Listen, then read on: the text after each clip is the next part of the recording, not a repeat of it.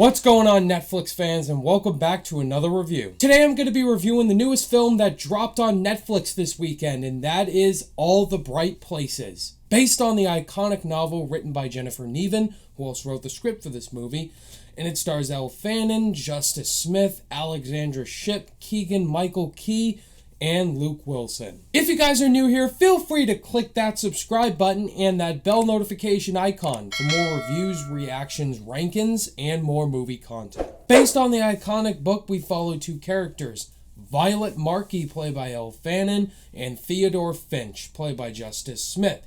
And both of them have similarities. They're going through rough times in their life. Violet's going through a tragic loss in her family. Her sister died in a car crash, and she's going to school really depressed and wanting to commit suicide. Then she meets Theodore Finch, played by Justice Smith, who also has a lot of similarities involving being depressed. They both decide to work together on this school project that they're doing, where they have to travel to 2 or more different sightings in the state of Indiana.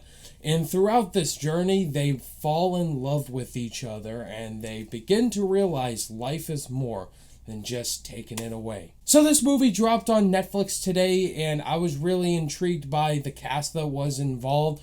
And it's also based on the novel, which many people have read, and it's said that it's the most depressing novel that they've ever read in their entire life. Elle Fanning is an actress I do know. She's Aurora in the Maleficent movies. And Justice Smith is an actor I'm not a fan of. If you've seen Jurassic World Fallen Kingdom or Detective Pikachu, I think he overacts, and I just don't think he's that great of an actor. All the Bright Places is depressing. There are themes in here that if you read the book, you're going to obviously expect things to happen. And if you haven't read the book, which I didn't, you'll be kind of surprised by, okay, it went there.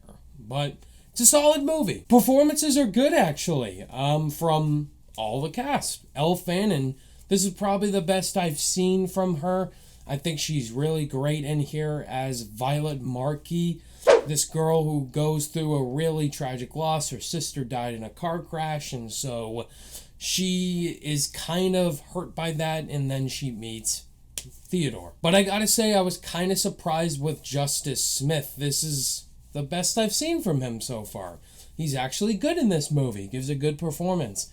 He's this guy who also has a lot of anger issues, stress problems, and seeing his character just get angry in a lot of scenes, but also bring Violet back into the life. There's a scene that happens, and then he's just talking with her and getting her to laugh and smile. And that was another positive for this movie, is their relationship / friendship. Just seeing these two interact about small things and them just having a laugh about it and not being depressed or moaning. I think that's what this movie really accomplished, that it's not this full-on depressing movie, because the novel is depressing. It has some fun moments. There's a scene where they're going to this little roller coaster that this family built. They're riding that. They're just having a fun time. There's also a lot of quotes in this movie, and they use a lot of quotes from an author, and I think the storytelling does a good job of making those words relatable to the plot. I would say the pacing's the biggest issue with this movie, and the runtime. It's close to 2 hours long. Some scenes did not need to be in there just to drag the runtime. There is a little montage scene in this movie that was too long and too preachy. Also, another storyline involving a specific character that has heated situations with Theodore Finch in the movie. I felt his character was trying too hard and added nothing really to the film. If you did read the book, definitely let me know in the comments section if that storyline is from the book. But I just felt like there wasn't much to that got me invested. Before I give you guys my final overall thoughts on the new Netflix film, All the Bright Places, if this is your first time checking out my channel and you enjoyed hearing my thoughts, please hit that like button. It really helps the algorithm, and consider clicking that subscribe button, because I do new release movie reviews every single week and Netflix stuff. And I also do ranking videos and tons of that. I do tons of movie content on a weekly basis. So All the Bright Places, it was pretty solid, and it's also pretty emotional. So grab some tissues if you are an emotional person, because if you read the book, you should definitely see this movie. If you haven't, check it out. Why not?